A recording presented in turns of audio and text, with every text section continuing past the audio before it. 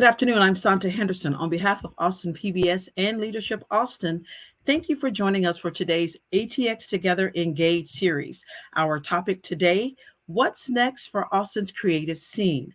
As affordability drives more people to Austin and out of Austin, and things that are affecting the arts and culture in our city, we wanted to sit down with experts to talk about some of the issues affecting it. For example, social issues, business, and rapid growth intersecting with Austin's creative sector.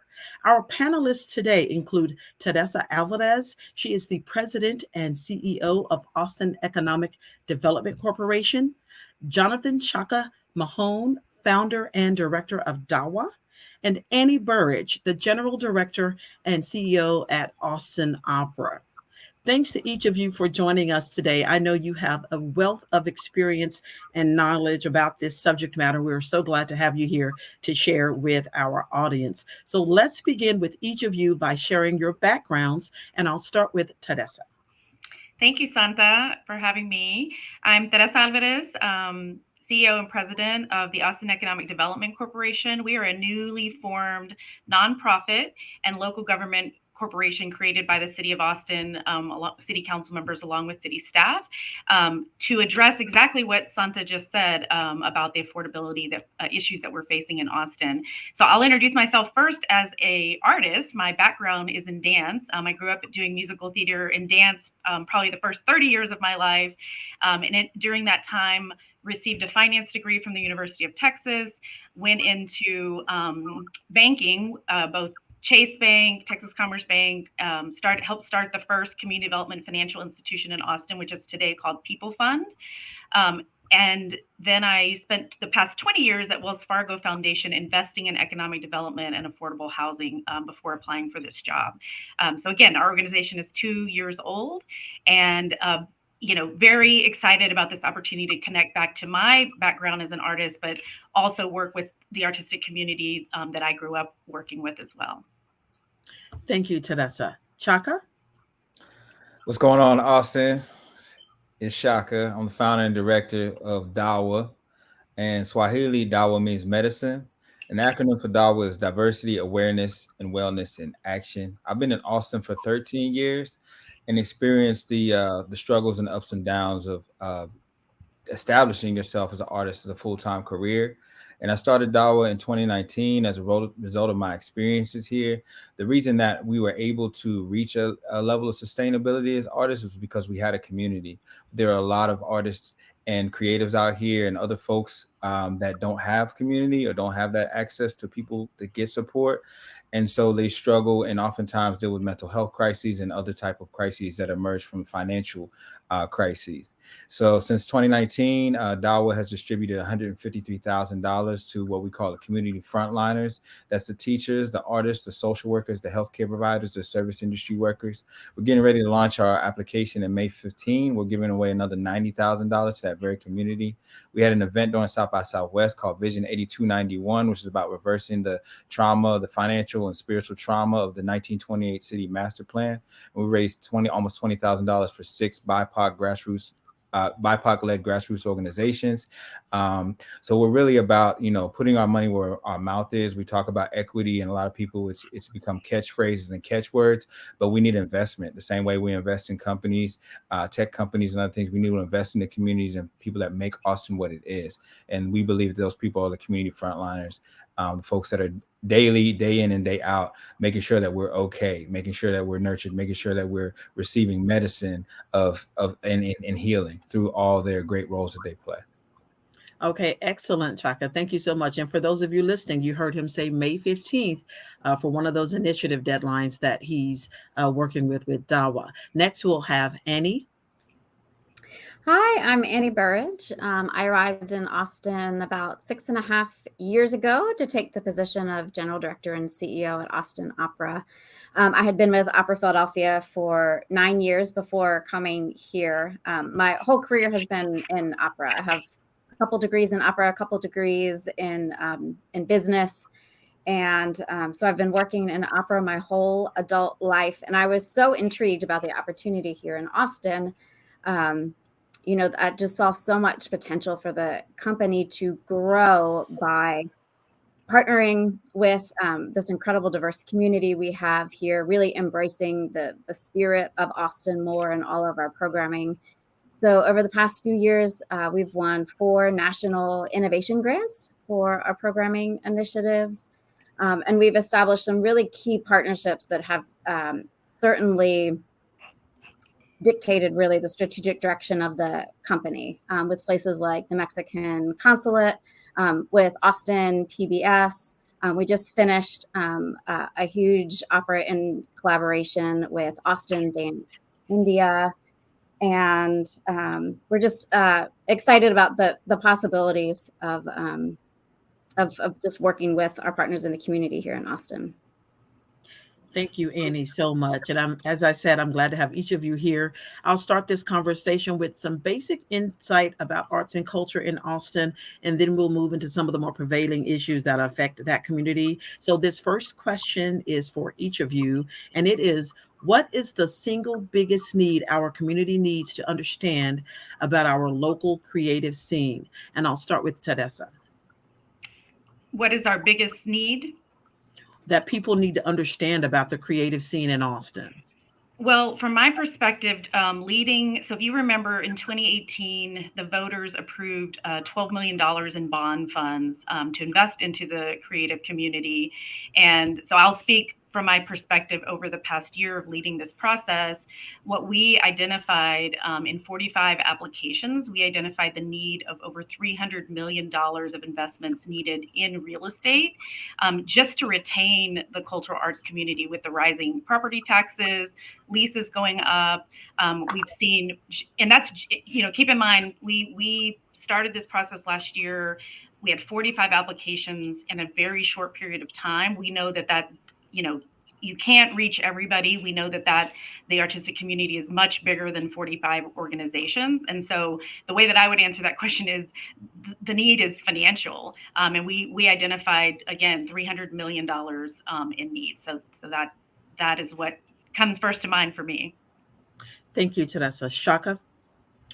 I think what anybody watching or listening needs to know is that this city was largely built on the creative, advertising itself as a place for creatives, and we pretty much got used to build this city and develop it and make it what it is. But there's been very little investment, along with what Theresa is saying. There's been very little investment in infrastructure, very little investment in programs that actually directly benefit artists and creatives. Venues during COVID, venues got billions of dollars in bailouts. Artists got very little, if anything. We've had to fight tooth and nail to get whatever we can get, and we're still not respected. We're still not seen on the same level as a venue or as a company and things like that, even though we're small businesses that make this city at what it is. And we were put on the brochures, we were put on the front page of things so that people could be brought in as tourists and things could be developed, but we were not invested in. And so there needs to be, urgent investment in the creative community. And we need to act as if we're in a crisis. Not that COVID wasn't a crisis, but there's been a social pandemic known as racism that's existed in this city for generations. This is the most economically segregated, one of the most economically segregated cities in the country. Okay, so we're dealing with a serious crisis that needs urgent response. Thank you, Annie. Yeah, I would concur. Money's the big issue, and the art scene here in Austin is really underfunded when you compare it to other cities of a similar size. And if you look at organizations that employ 200 artists a year, organizations like mine, and that make it possible for a lot of artists to make a living here in Austin through organizations that provide regular work and employment. But if you look at where our funding is coming from, for example, the year I left Philadelphia to come here, that year we had in Philadelphia $5 million of annual foundation funding. Moving here to Austin, there was $10,000 of foundation funding. And the only way we've been able to move that needle is if we win something out of a national pool. And so the arts organizations here in Austin are about half to 1/3 of the size you would see in other similar sized cities, because there's no institutional support in comparison to cities that have had foundations that have been around for a couple hundred years, or kind of different levels of expectation in terms of corporate philanthropy. And all of that carries over to the amount of art we can do and the number of artists we can employ. Thank you so much. So you guys have touched on this next question a little bit. You've talked about companies and agencies in the city, but now we'll try to drill down more into the artist himself or herself. We've all heard the term starving artist, and we know what that means is creatives can spend a lot of time giving of their art and their talents, but often they're not compensated for the creativity. So when we talk about the starving artist, if each of you could kind of give an example maybe, or some personal insight you might have about this type of thing. And the question is, what are some of the main challenges for Central Texas creatives this year in 2023? Chaka? So one of the things that we created through DAWA is something called DAWA Studios. And so it's a content studio where people of color can come in and create content for free. One of the barriers that a lot of creatives face is the amount of technology and equipment you need to create content. A lot of folks that are in the arts community, that are leaders in the arts community, think it's about shows and think it's about that. No, that has shifted over the last 5 years. A lot of things are online, and artists have to be very, very savvy with how they market themselves and how they brand themselves and how they use online content to reach audiences either locally and or nationally. So we created DAWA Studios for artists to be able to take that barrier away. They can come in. They can leave the studio after an hour with a edited video. We have live video switching, and they can upload those videos right to their Facebook, anything that they're using. And this is a way to like just help folks with the content that they need to create and help them reach their audiences.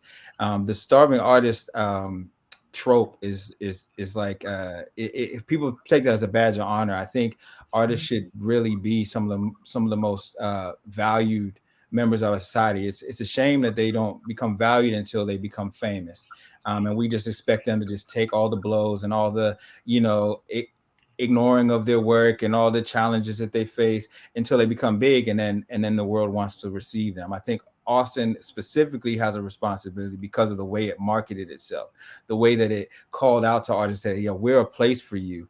And then you get here and you realize some of the things and gaps that are missing, which is exactly why that I created DAWA, because the majority of these nonprofits, almost to a T, ignored the things that I was bringing to them as an artist and the struggles that we were having as people of color in this city, as creatives of color in this city. So I had to create an entire organization to address the needs, because these organizations were not listening and were not hearing what I was talking about. And that's, again, like, the artist needs to be brought to the table and taken seriously as a leader. A lot of times when you talk about city issues, the creative community is not in there at all. You got the economist, you got this person, you got that person. But someone like me who started an organization that's distributed, it's going to, after May, is going to be $250,000 to the folks of color in this city, needs to be at the table. Needs to be taken seriously. And that's the thing, is that we are not taken seriously as businesses, as leaders. And so that is a cultural shift that needs to happen. And that's a leadership shift. That's a mind state shift that needs to happen in all of these rooms across the board in Austin. Thank you so much, Chaka. Just a quick follow-up for you. You talked about having the studios open where people can come in and create content. I'm sure some of the audience will definitely was interested in that. What are the hours of operation? How does it work? Right now, based on our capacity, it's about 4 to 5 hours per day during the week that's available. We have a part-time studio manager, and folks can find out more about that at dawahills.org, and they can just Google DAWA Studios or go on IG at DAWA Hills, DAWAHEALS. And again, that's any BIPOC, Black, Indigenous person of color in Austin that has creative ideas, and also BIPOC-led organizations. Is free of charge to use. Thank you so much. Theresa, I'll move to you with the same question. What are some of the challenges that creatives are facing specifically in 2023? Yeah, well, I'll start with my own experience as a starving artist, and it's my answer today is housing, but it was an issue when I was a starving artist. Dancers, I agree with Chaka. I'm not, haven't done all kinds of art, but the art form that I'm familiar with, or my background in dance, is very much undervalued, not paid. I was living with, I think we had like 4 people in a house. The dancers all had full-time jobs or multiple jobs. And then we rehearsed every evening from 6 to 9, and then did shows on the weekends. And so it's it's definitely undervalued, but we had a housing issue. This was back in the 90s. So to answer your question, Sonta, for 2023, it's just quadrupled, right? The problem is even bigger. And most of my artist friends have had to move out of Austin. If they didn't own their house in Austin that they bought in the 90s or 2000s, so many of them have moved to Maynard, Del Valle, Kyle, Buda, Lockhart, all directions. Well, I shouldn't say all directions, the affordable directions of the city, I should say, and that's, the Austin Economic Development Corporation. We're not solely focused. The Cultural Trust is one of our projects, but we're also doing real estate development. And we have on our board representatives from the Real Estate Council, Urban Land Institute, the Chambers, the Arts Commission, the Music Commission, city employees. But I just want to give a little bit of credit to City Council creating the right group of leaders to have a seat at the table to really influence development in Austin, to make sure that new development includes space for creative, whether that's rehearsal space, whether that's venue space, and live workspace for artists as well. So every developer that we're talking to or looking at city-owned land that's being, we're looking at right now city-owned land, but it could be any publicly owned land. It could be from Travis County or AISD. How do we incorporate arts into every project? Because to Chaka's point, this is the creative backbone. Arts is the economic development of Austin and what has built this city. So how do we incorporate that into everything we're doing economic development wise? Thank you, Theresa. And we'll definitely talk about some of the things you mentioned in terms of affordability and housing as we move along in the show. Annie, is there anything you'd like to add to that? Yeah, I just want to echo what my colleagues have said. When we do an opera, that will involve typically 200 artists, if you're counting, technical crew and stage artists. And maybe 5 or 6 of them will bring in from outside the area because they're, a specialist in a certain type of voice type. But all the rest are local Austin talent. And the affordability issues in town have really made it difficult, on top of a pandemic, which really decimated a lot of our local talent.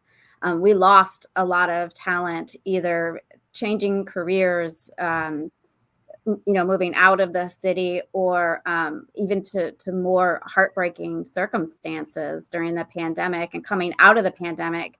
The hill to climb to making a life through all of this has only become harder. And we pay competitively, we pay good wages, but with the sector being underfunded overall, we can't produce enough work for that to stretch around the entire year for folks. Thank you, Annie. Now, of course, when we talk about arts and entertainment, funding is always a hot topic. According to the Austin Monitor report in February, the city is seeing an increase in the hot tax. Now, that's the hotel tax that helps the city fund its arts and culture. Last year, the city worked to revise its process for cultural arts. And apparently there's a vote coming up about some of this month with the city council. So we wanted to ask each of you, can you share what is on the horizon for funding for local arts and how we're making headway in this arena? What are you hearing, Theresa? Well, for me, when the Cultural Trust was moved to the Austin Economic Development Corporation, there were 2.5 million of hot dollars identified to supplement the 12 million that I talked about that the voters approved in bond funding. So this is my first experience working with hot dollars. I am excited to hear that those numbers are going up, and I just feel strongly that we get them invested in the right places so that it does benefit the end artist, right? So we want to, so what I'm trying to do for the Austin Economic Development Corporation is invest those hot dollars via the cultural trust, the same process that I've been talking about. Because as I mentioned, $300 million in needs for 45 organizations, $12 million is not going to get you very far in that. So I don't know the total numbers of what the hot dollars are. I just know about the 2.5 million that I have access, which also is not enough. And Chaka, based on what Theresa just said for us, when we talk about equity, how do we ensure equity in this process? Any ideas you may have? I think, again, it needs to be a culture shift. It needs to be more people recognizing the gaps and having people in the room that may not agree with them and may not have the same perspective or experience. I think one of the challenges, I was a music chair, the chair of the music commission in 2021 for an entire year. And I had to fight tooth and nail to get the live music fund for the first time ever for that money to be allotted directly to musicians and not to venues or other people. And the next year, the following year, it will go to venues. But we had to fight, even though the venues have received funding, federal funding, and things like that. I think even in the conversation for the Live Music Fund, when in June of 2020, I had to just halt everything because even listening to Annie. I understand that the opera, some of these traditional venues are having trouble, but if these venues that have historically received funding and received opportunities and are privileged in a certain sense are having trouble, why haven't we been having this conversation when the Black venues were closing down and things like that? There is a systemic racial bias in all of these rooms that needs to be addressed, and the people that are impacted by that need to be not just at the table. They need to be listened to, and they need to be taken seriously with solution oriented decisions.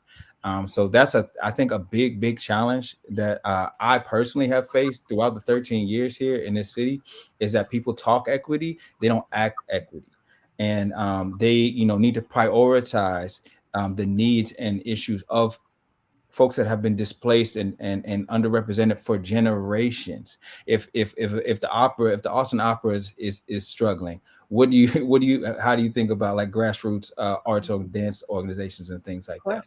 So it's that challenge. But I have seen, on a positive note, I have seen the city respond through the arts funding changes where folks, communities of color are prioritized, historically underrepresented groups are prioritized. And I know some of these historical institutions have pushed back against that, but I encourage them to change that dialogue that they're having and push for more of that type of funding, because this is where the culture comes from. A lot of times it comes from these underrepresented communities.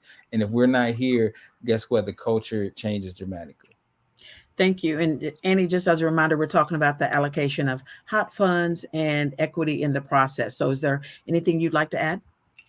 Well, I certainly don't disagree with anything that has been said. And I know that the guidelines for how those hot funds have changed. And I think the priorities to what that money is actually supporting, they're bang on. They make a lot of sense.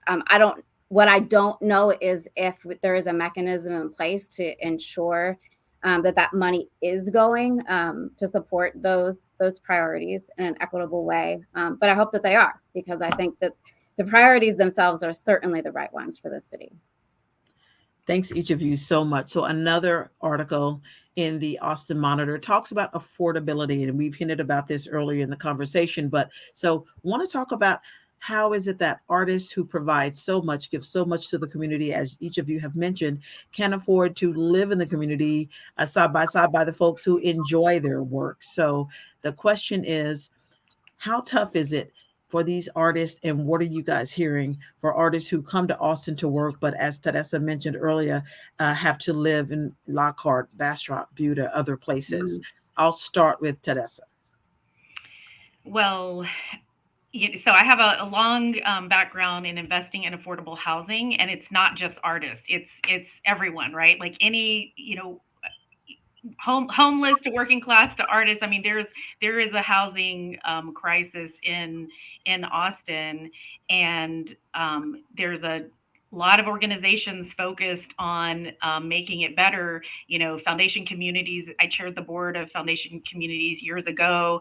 I think they're at least 30 years old, and I think if they hadn't started building affordable housing 30 years ago or longer, we wouldn't have any affordable housing in Austin. I know the City of Austin's housing department, the Austin Housing Finance Corporation, Affordable Central Texas, Habitat for Humanity. I mean, we're blessed to have so many organizations in Austin that have been focused on housing, but the fact that we're still in this housing crisis is scary, because where are we headed? And Houston Tillotson University, the students used to be able to live all around campus, and that's no longer an option for students. There's not enough dorms on campus, so there's a student housing crisis, there's an artist crisis, there's a so I mean that's what I continually hear. And after having spent time investing in affordable housing, I don't know the end solution, but I do agree that we have to look at the systemic racism in the city of why we're so segregated still today in 2023, and ask ourselves what are we doing to change that, because it just seems like the problem just keeps getting worse, and we're becoming more segregated by if you look at who's being displaced in Austin, it is people of color. Thank you. Chaka? Yeah, I mean, I don't have the time to, get involved in housing and know what's going on. I'm in the arts community, I'm in the music community. But my solution is DAWA is getting people money. And it's not just creatives, it's healthcare providers. It's the people that are the nurses, that are in taking care of people when they're transitioning, when they're leaving in hospice. It's the people that are working at the bars, and serving drinks and serving food. These are the people that we focus on, because they are having the most difficult time. And again, I can't state it enough, but there's not enough people like me, who is a contributor, is a major contributor to not just culture, but economic growth and things like that. There's not enough people like me in these rooms. And that's why you continue to have the systemic issues that we have, because the people that are experiencing this aren't heard. Their ideas are not being implemented into what our future looks like. And so we have to be centered. There's no other way to do it. That's my opinion. That's a personal opinion. There's no other way to do it, because the leadership that is in place has gotten us here. Thank you so much. I'll move to Annie. What are you hearing from some of the people? I know you said you work with dozens of artists. What are you hearing from some of them about this issue? Yeah, I mean, I don't have the expertise of Theresa either in this area, other than it impacts every single aspect of my organization, even from administrators who are trying to recruit to work here, to our crew. And again, coming out of COVID, which was the hardest thing that the creative community has ever faced in my lifetime, it's taken a toll on mental health. And it's going on just beyond general livability. There's the mental health crisis has been compounded in the creative community as well. I just like to piggyback off that. I would just like to piggyback off of that, and what Annie's saying, there was a social pandemic called racism that we've been facing for generations before COVID, that had the same exact results that she's talking about, from access to jobs and things like that we were facing, that still needs to be addressed. It's like COVID woke people up to, oh wow, but before COVID, we had similar impacts in our community that were not addressed at all. It's like COVID, everyone started to address these things, but I don't want to downplay what she said, but there has to be a point where we deal with the fact that racism and all these things are a social pandemic, a crisis that we've been in for generations, and that needs to be addressed the same way that we addressed COVID. We get federal money, everything. Now you have money. You have money for this now. Where was the money when we were being displaced, where was the money when our businesses were going down? That nobody cared. So that's something that needs to be processed. You know, we keep talking about COVID and the uncertainty, and you know, these are uncertain times. It's been uncertain for a lot of us for a long time. Yes, well, I think voices like yours in the community can certainly speak to that.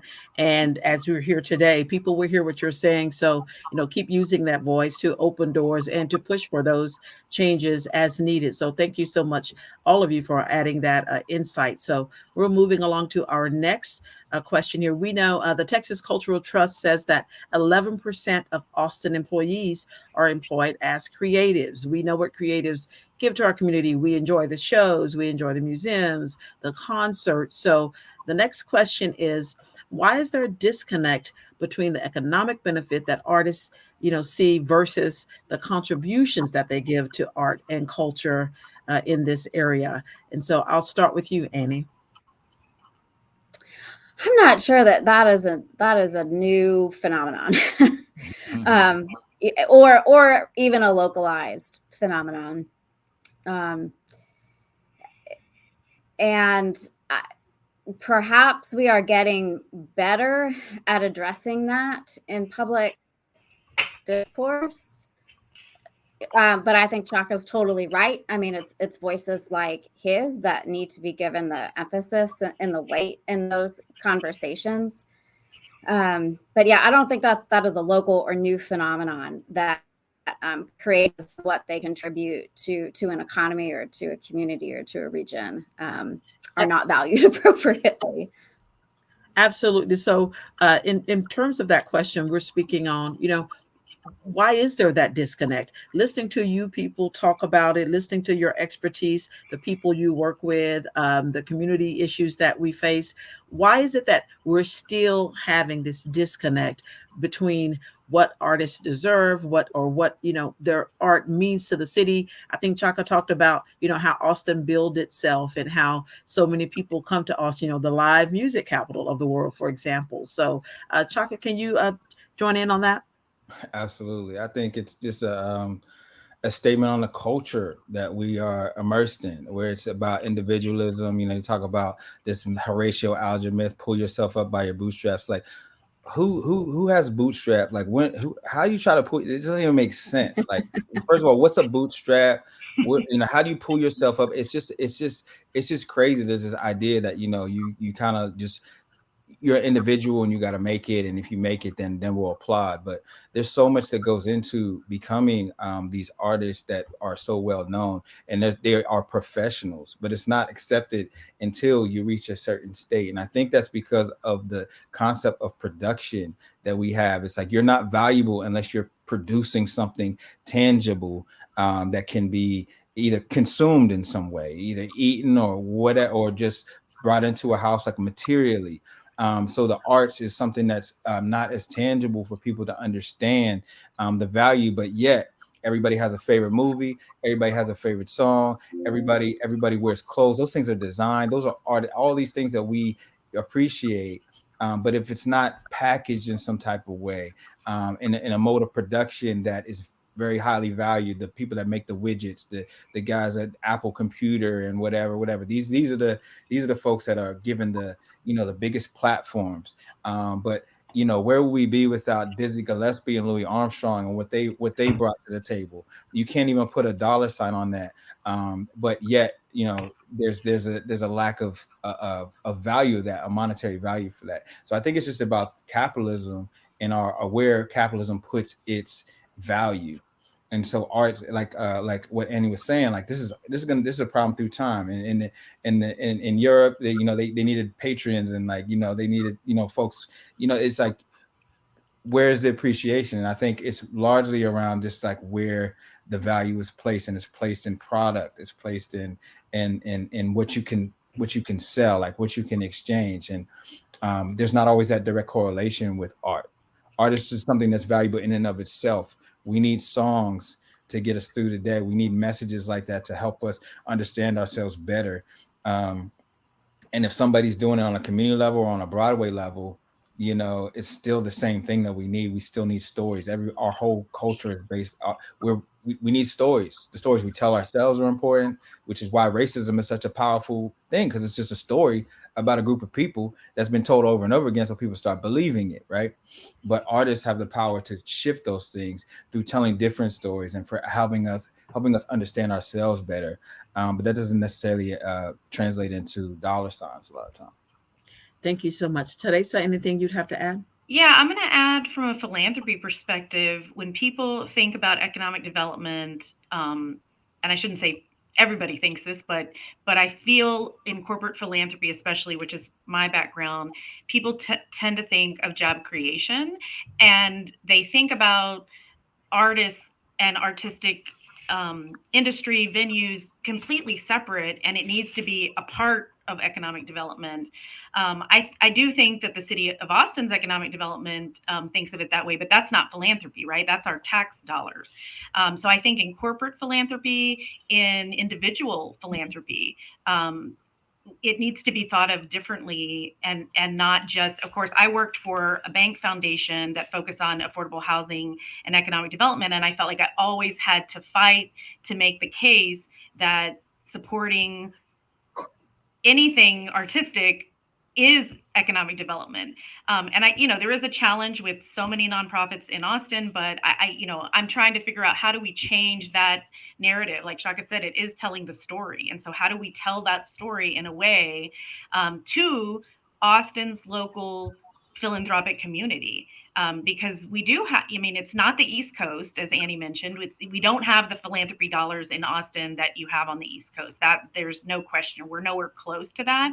But we don't even have the philanthropy that a Houston or Dallas has, right? So how do we change that narrative here in Austin, where, Austin's always been known as a young community because of all the universities we have.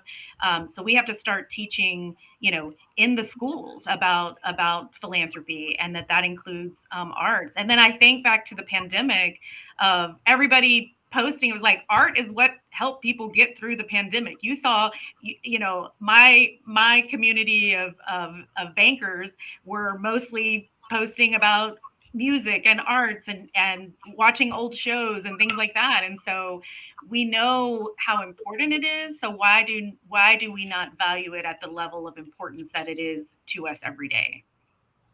Okay, so we'll move back. Again, we talked about the hot tax earlier and we talked about equity. So now we'll talk about some diversity and inclusion in arts. And I know, Chaka, you've already touched on some of this in terms of how you feel about the different segments in our community and how they're treated in terms of funding and art. So I want to begin with you and kind of shift this question a bit. You've talked about having a seat at the table, when this decision making is made, when funds are being allocated. So what can you say? What do you say to other respective groups in terms of support, or even the decision makers in terms of why that extra voice at the table is valuable? I would just say there's no real significant change without a voice that you don't agree with. You just cannot be comfortable. This is no time to be comfortable. We're in a crisis. You have to listen to people that are going through the crisis and experiencing the crisis, and then you also have to take your blinders off and just look at things that are working. Something like DAWA is working. When I say we need to shift the narrative, we're not waiting for you to shift the narrative. We're shifting the narrative ourselves. We are saying these people are medicine. They are valuable. And we're not just saying it, we are giving them money and investing in them. We're not waiting for you to do it. So this type of perspective needs to permeate in every single space that exists. So when these conversations are happening, you have somebody in the room that thinks outside of the boxes that you have been programmed into. You think linearly, you think in a certain traditional format because that's how you've been educated, because that's what you're told is the way to go. And we need something completely different to disrupt what got us here. And so that is something that you have to look at yourself in the mirror and you have to acknowledge within yourself. If you're dealing with a friend that keeps repeating the same mistakes, right? You gotta smash the glass on the ground. You gotta do something, break something up to so they can hear you, so that something different can happen. Because this way that we're moving in terms of leadership is a pattern, and like that pattern has to break. And the only way they can break is if different people are being placed in the room, but not just placed in the room. they are centered. But for me personally, like, I'm not waiting. We can't afford to wait as communities of color. We have to create our own institutions, and we have to create our own situations so that we are able to thrive as well. So I don't believe in like waiting for anyone to put me in the seat at the table, because that I'll be waiting. I'll be out of here in a lot of situations. So I believe in also just taking the initiative yourself, with those people of color. Like, what do you feel like is missing, and start taking those paths and inroads to make sure that your community has what it needs. But in general, like, to leadership, I say, you're too comfortable. You are too comfortable. You're in a situation of privilege. You're in a bubble. You can't address these situations without the most people that are most affected by them. The solutions that you're going to come up with are just too far removed, and not urgent enough, and not rapid enough. There's so many things that are missing. So you need to bring these people in. You need to be people that think differently than you. And you may have a conversation that may be, tense or whatever, but that's what change happens. You don't go in the gym and just lift light weights and expect for your body to change. You have to be challenged. And it's just a lack of that. Thank you so much. Now, I know this may sound really simplistic, but you talked about change and embracing people differently than you. Sometimes people are afraid of change. So, this next question is, how do we educate the community about embracing the differences in creativity? And I'll start with you, Annie. Wow. I mean, I have nothing to add on to what Chaka had to say. I mean, that was perfect. No, I mean, in terms of addressing how that change needs to happen, from an organizational perspective, it's a lot easier when it's dealing with our personnel and who, I'm hiring as my peers in the organization. And there's no doubt that that diversity of opinion and those uncomfortable conversations as an organization make us a lot stronger. But in a nonprofit institution where you do have, when you have boards of directors, it's a different, it's a different proposition in bringing them along at the speed that is necessary. And so I really thank individuals like Chaka who said, like, we don't have time for you to get there. We're going to get there for you and start making the difference. I'll just share, not to be doom and gloom, but I'm scared for the future, because we have this problem today of lack of diversity in boardrooms, on commissions, you name it. There's a lack of diversity, and with people of color being pushed out, my concern is that problem is going to get worse and not better. I feel like it's always the same group of people on all the boards I've served. There, and every board has I think some awareness of it and conversations about wanting to diversify the board, having people at the table, and then it's also the same people, because it's such a small community, that I just fear of us going in the wrong direction as opposed to the right direction, which is more diversity. But if you look at where our city's headed, you're not going to be able to live here if you're not wealthy, because houses are, I used to know off the top of my head the housing cost, but even in central East Austin, which used to be able to buy a house for $50,000, houses are going for $2.5 million. And that was the lower income part of town. So anyway, I have a lot of fears there for us. No. Yeah, well, I think for me personally, though, that needs to like push what we push for policy. If we feel that, then we have to wake up every day knowing that, and like just push for the furthest that we feel like we can push it, in all these spaces, because we are in that situation. We don't want to become a San Francisco or some of these other cities where only the privileged can live there. Mm-hmm. And if we know that's what's we're on the precipice of, then we have to go harder. And we have to be even stronger with the ideas that we have. And then we also have to listen to people with strong ideas and give them opportunity to push as well. Thank you. Well, hopefully people listening and some of the decision makers can talk to people like you with all these ideas and try to help push some of these initiatives forth. So, as we move along, we'll talk about something that we're not lacking, and that is venues for events, concerts, and activities. Large scale shows like ACL, and now we have the new Moody Center, but we also have the smaller venues like the Continental Club and Stubbs. So, the question is, when we talk about these big, large scale venues bringing artists, for example, for ACL, they just listed their artists, and we have people like Kendrick Lamar coming to town, Shania Twain, the Foo Fighters. So we have these big venues with these big artists, but what can we do to ensure that the local artists and the local musicians are able to display their work, on this scale as well?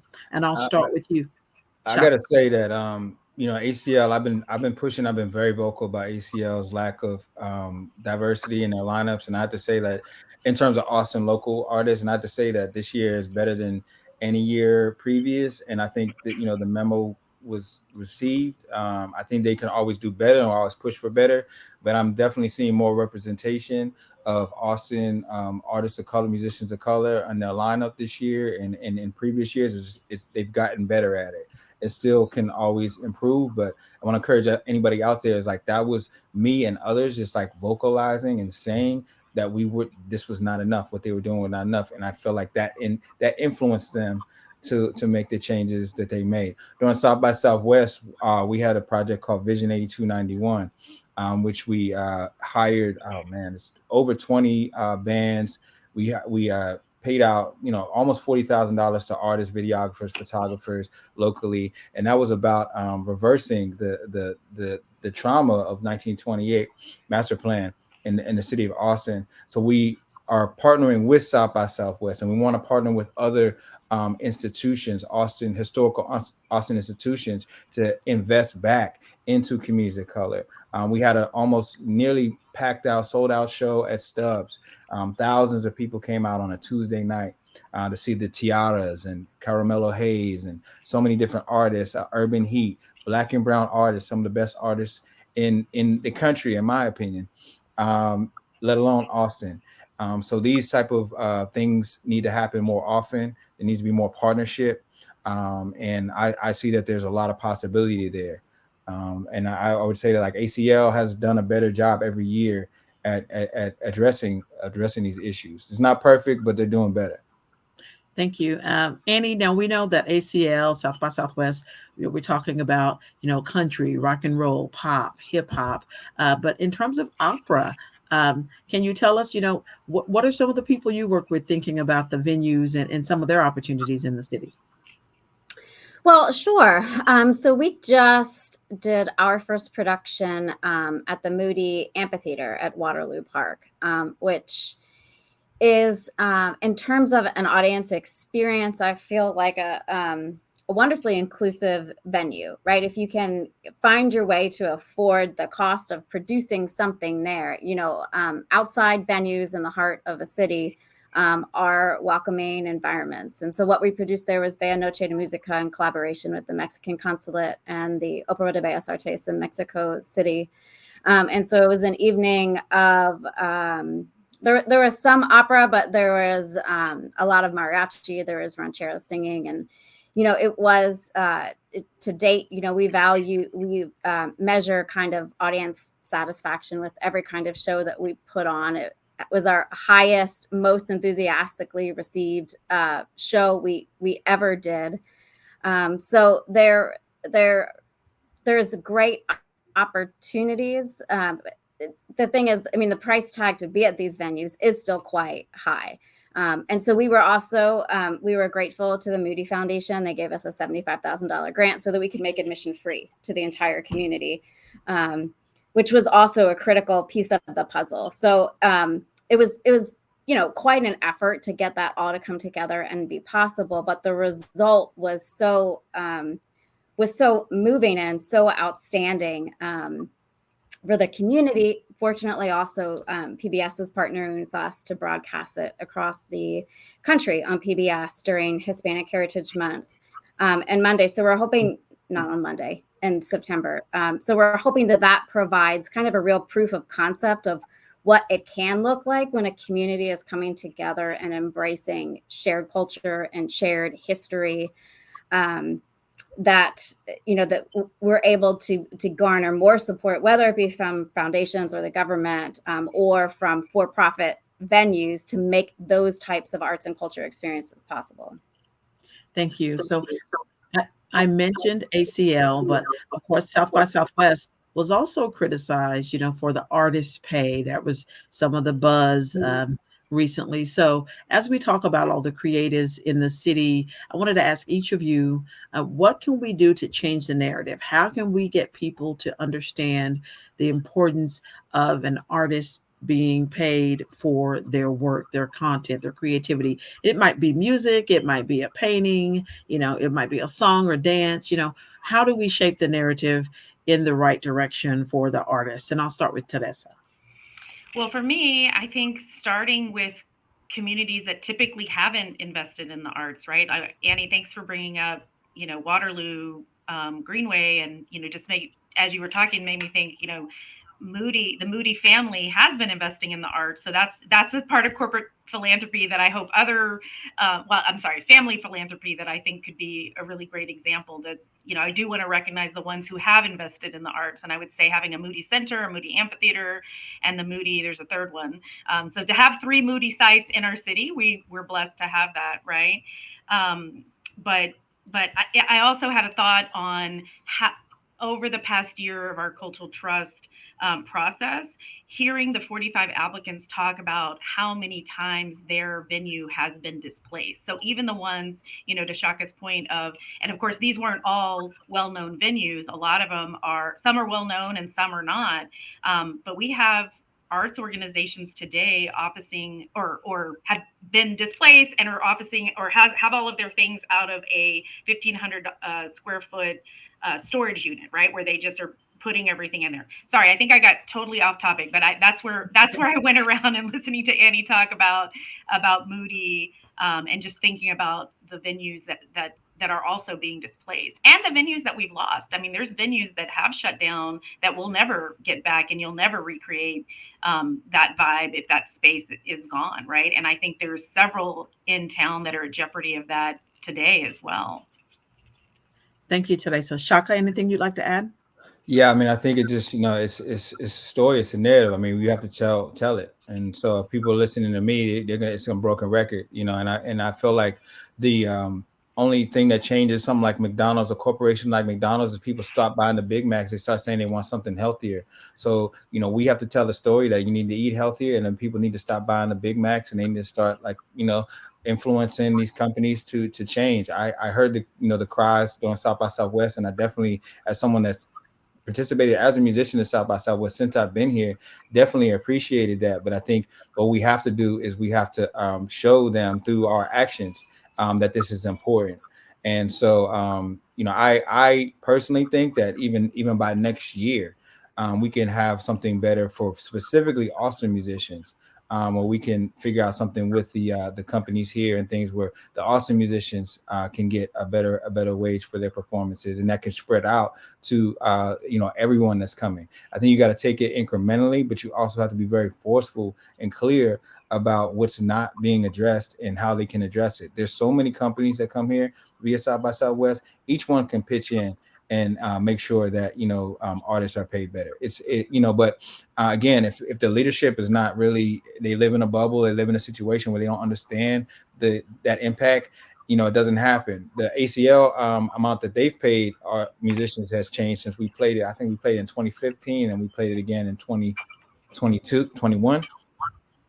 Those wages, what they're paying has changed. So it's possible for South by Southwest to do the same. It's just about sitting down and figuring out where the money is and what needs to be done, and also them being influenced to realize that it's time for a change. I don't think it's really hitting them if you're on the outside. They're in a castle. You're on the outside saying this isn't fair, and we agree. But you have to figure out how to tell your story, how to bring it to them so that change is possible. And I think it really is. I believe it's possible. Thank you so much. Okay, so we have just a few more minutes left, but I had another question I wanted to chat with you guys about. We know that despite all these challenges that we've talked about today here, artists keep pushing, they keep creating, they keep coming up with new ways and ideas to show their work. So the question is for each of you, if you have something to add, great, is what are some of the new areas of creative work being shown here in Central Texas? And I'll start with you, Annie, if you have anything to add to that.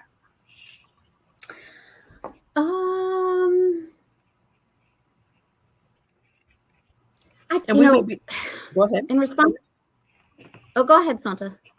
Oh, I was just going to say, I know you mentioned opera, so and you talked about having the event with Moody.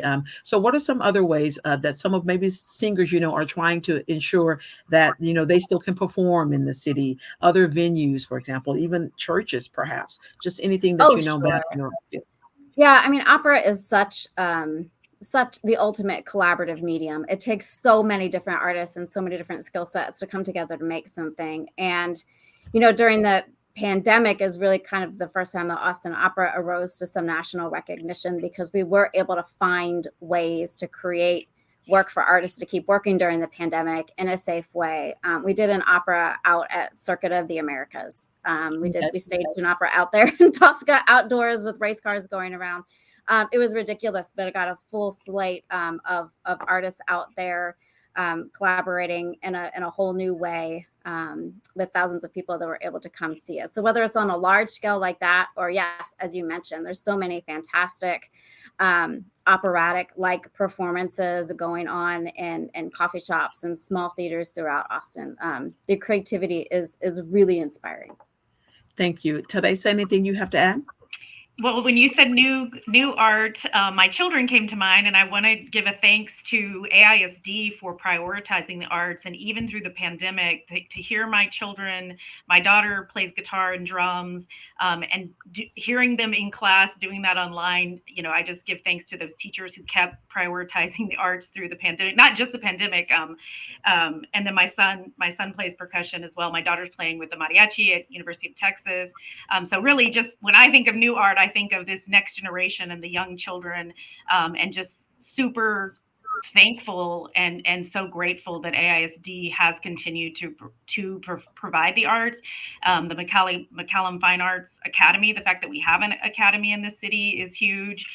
So when you said new artists, I thought of my own children who are both musicians. It's certainly important. Okay, Chaka, we have about 20 seconds if you could have anything you'd like to add.